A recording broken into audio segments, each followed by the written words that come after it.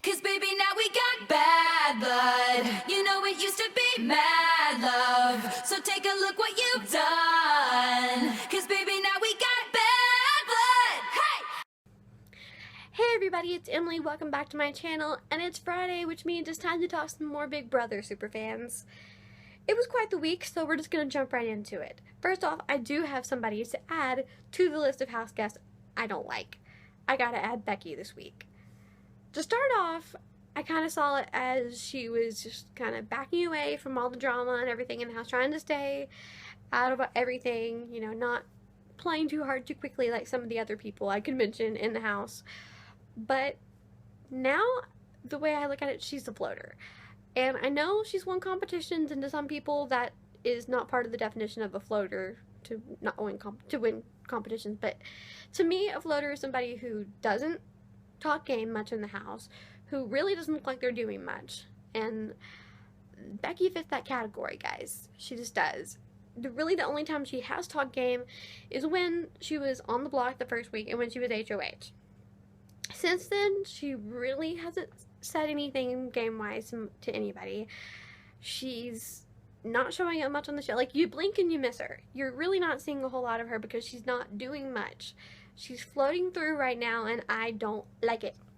I hate it, hate it, hate it. To me, floaters, you better grab a life vest. I'm Racheling it on this one because that's how I feel about floaters. I can't stand it. I want them out.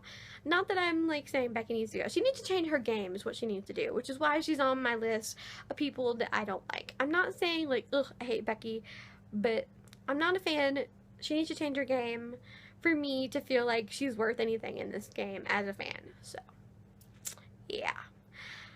Onward and upward, people. Talking about... Then also, guys, something else I want to talk about is I cannot figure out, again, how Audrey is staying off the block this past week. Because it's just that to hear everybody else talk, she's a big target in the house. To hear everybody talk, we want to get Audrey out. We got to get Audrey out this week. The house wants Audrey out this week. But then the people in power are saying, but no, we want this person out before Audrey. Which they might have some legitimate reasons, but if Audrey's really that big of a target, which to hear everybody talk she is, and everybody's also saying Audrey's America's player, we know for absolute fact that's the case, then why aren't they wanting her out more? Like, the only thing that makes sense is that they're saying, some people are saying that she's a bigger target, so keep her in the house to get you further in the game. However, you can only play that card so long. It's going to be interesting to see like how long that actually lasts before somebody actually does say, okay, it's time to get Audrey out, and they actually put her up. Because you're gonna run out of excuses eventually, guys. You're gonna run out of excuses to put somebody else up in her place. So yeah, which almost happened this week. Vanessa really had to work hard and pull everything together to get Jeff on the block to have a reason to do that this week, and yeah, it almost backfired on her, which is the next thing to talk about. I wasn't sorry to see Jeff go, quite honestly. And I feel like I'm saying that a lot this season. I don't really have a clear-cut favorite this season. Last season, I knew early on that I was really impressed with Derek's gameplay, and I was saying, if he doesn't win this, something's wrong. And so it's just, yeah, he was not a favorite of mine. He wasn't my least favorite, but he wasn't my favorite either. So I'm not sorry to see him go. But I'm curious about how the votes fell, because he did get 4 votes to stay, one of them surprisingly being Liz. Surprisingly, I say that because her alliance was kind of the central part of campaigning to get Jeff evicted. So she seemed committed to it for a while, and then last night's episode, before the vote, the footage was showing that she was kind of wavering and things like that. So yeah, I was a little surprised that she actually did vote for James, though.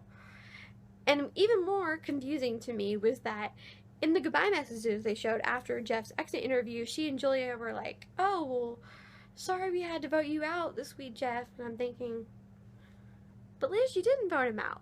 So, what's up?